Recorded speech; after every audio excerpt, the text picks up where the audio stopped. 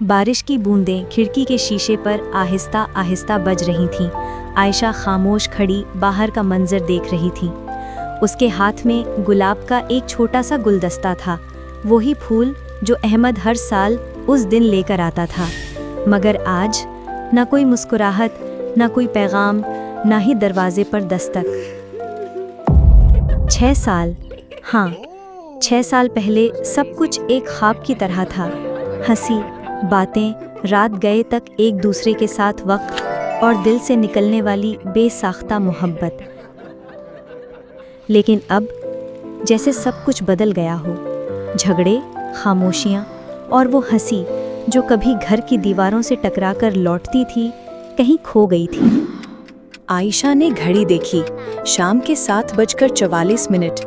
शायद वो भूल गया है, वो खुद से बोली, मगर दिल में उम्मीद अभी बाकी थी। अचानक डोरबेल बजी, दिल एकदम तेज धड़कने लगा। वो दौड़ती हुई दरवाजे तक गई। सामने अहमद खड़ा था, हाथ में केक, चेहरे पर एक नर्म सी मुस्कुराहट। सालगिरह मुबारक, उसने धीरे से कहा। आयशा की आंखों में आंसू आ गए। तुम्हें याद था? हाँ, और मैं चाहता हूँ कि आज हम सब कुछ बेहतर करें, बस तुम और मैं।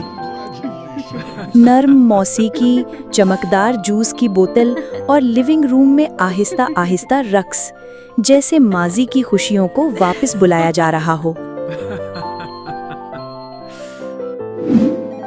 फिर बेडरूम से फोन बजा। आयशा ने जाकर फोन उठाया। हेलो? सामने से गहरी संजीदा आवाज आई। मैडम, क्या ये अहमद फारूक का नंबर है? जी, मगर क्यों? अफसोस है, आज सुबह पहर एक हादसा हुआ। एक शख्स बस से उतरते हुए गाड़ी की जद में आ गया और वो मौके पर ही चल बसा। उसके बटवे में ये नंबर मिला। बराहे करम शनाख्त के लिए आ जाएं। आयशा के हाथ कांपने लगे। ये नामुमकिन है, वो तो अभी मेरे साथ हैं। फोन पर खामोशी छा गई। मैडम, ये हादसा 3 बजे हुआ था। वो दौड़ती हुई लिविंग रूम में पहुंची, मगर वहां सिर्फ खामोशी थी। मौसीकी चल रही थी, केक वहीं रखा था, मगर अहमद गायब था। उसका दिल डूब गया, सांस रुक सी गई। दिमाग में एक ही ख्याल घूम रहा था, क्या ये अहमद की रूह थी? क्या वो बस मुझसे अलविदा कहने आए थे? ये सोचकर उसकी आंखों के आगे अंधेरा छा गया और वो बेहोश होकर जमीन पर गिर गई। कुछ देर बाद वॉशरूम का दरवाजा खुला और अहमद बाहर निकला, गले में तौलिया, चेहरे पर घबराहट। उसने आयशा को फर्श पर बेजान पड़ा देखा तो तेजी से झुक गया, बेकरारी से पुकारा, आयशा, आयशा, ये क्या हुआ? उसने जल्दी से पानी का ग्लास उठाया और नरमी से उसके चेहरे पर छींटे मारे। आयशा की पलकें हिली, वो आहिस्ता आहिस्ता होश में आई। नजरें अहमद पर जम गईं, जैसे यकीन न आ रहा हो। टूटे हुए लहजे में बोली, तुम? मैं तो समझी थी ये सब ख्वाब है, तुम जा चुके हो।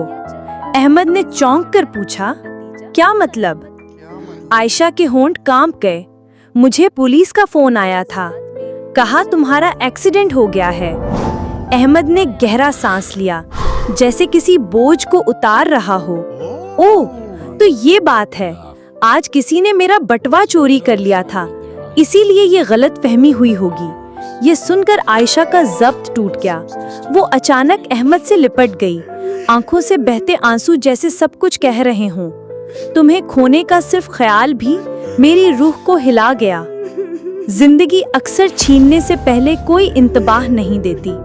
हम मामूली बातों पर अना का बोझ उठाए रखते हैं और ये भूल जाते हैं कि वक्त किसी का इंतजार नहीं करता।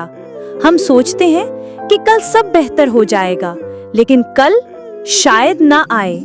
आज ही, अभी अपने प्यारों की कद्र करें, मोहब्बत का इजहार करें, छोटी बातों को माफ करें, क्योंकि हो सकता है यही लम्हा आपकी सबसे आखिरी और सबसे कीमती याद बन जाए।